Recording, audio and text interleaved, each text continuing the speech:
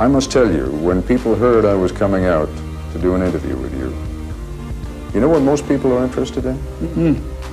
Your wife's 3,000 pairs of shoes. How many shoes? How many shoes? Can you wear on 20 years? Exactly. How many can you? Well, she gets all kinds of, buys all kinds of shoes. She has probably to change shoes twice a day. And then after a while, because she has to probably feel more comfortable. And there are parties where she can wear high heels. There are parties where she has to wear short heels. Mr. President, 3,000 pairs of shoes. Hundreds and hundreds of... 20 years. Those are collections for 20 years. But people look at those price tags still hanging from the dresses. People look at the price tags on the... They see the jewelry. They see the... You know, I mean, the cameras went into Malacanang, and they look at that and they say, here's while people are starving out in the street. Well, is that a logical conclusion? That we spent this kind of money? Where did the money come from? I don't know. Probably it came from our private funds. Did they prove that it came from public funds? Did they prove that this was the reason why the people don't have any money?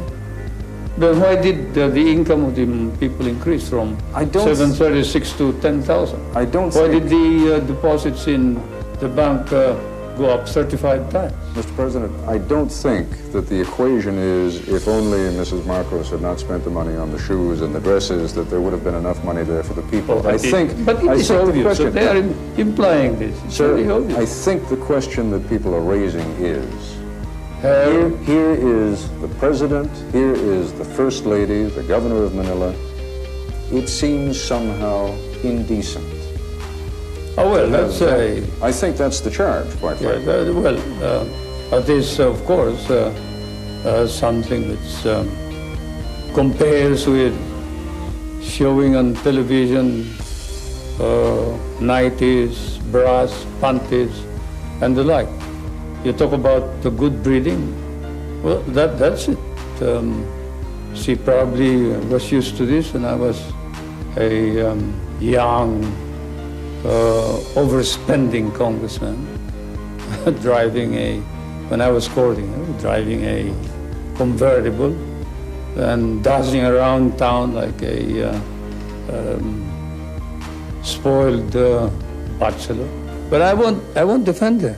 I will say that she felt that she had to wear dresses in accordance with the occasion, that her duty was not just to be a housewife, but to represent the Filipino people proudly when they are in New York, when she has to talk to heads of state, when she has to go to a funeral of, say, Khrushchev or whoever else, when she has to go to Rome and meet the Pope. But shopping trips, Mr. President, shopping trips in which she takes advances of $150,000, the shopping trips are all fabricated. Like saying that she went to Japan and bought $500,000 worth of pearls. That's completely false. That's a lie. Or $4.5 million expended over 1 month in New York. Well, probably it was not all spent for her. What is the proof that this was all spent for her? Just because she took it out of her account? Took it out of her account. I understand that this is what they're proving. Well, they're saying two things. They're saying, one, that she had kind of an unlimited account with the Bank of the Philippines, that she could draw enormous quantities of money, and two, that's false. That money was taken out of the military intelligence fund. Oh, completely false. That is where, again, the foreign correspondents may have been mistaken. There is no such thing as a military intelligence fund except that which I control. I mean, what they're talking about, there are very careful notations by your wife's secretary, Faye Jimenez, in which she accounts for each item. And there are expenditures of $10,000, $50,000, $100,000 for one painting, I believe, an expenditure that exceeded $1.5 million. Oh, I seriously doubt that. I haven't seen this matter. If it is a case in court, I don't want to talk about it. But I can tell you this, that We never spent government funds for our personal purposes. If we did, we replaced them immediately. I may have committed many sins in my life, but stealing money from the people and from the government is not one of them.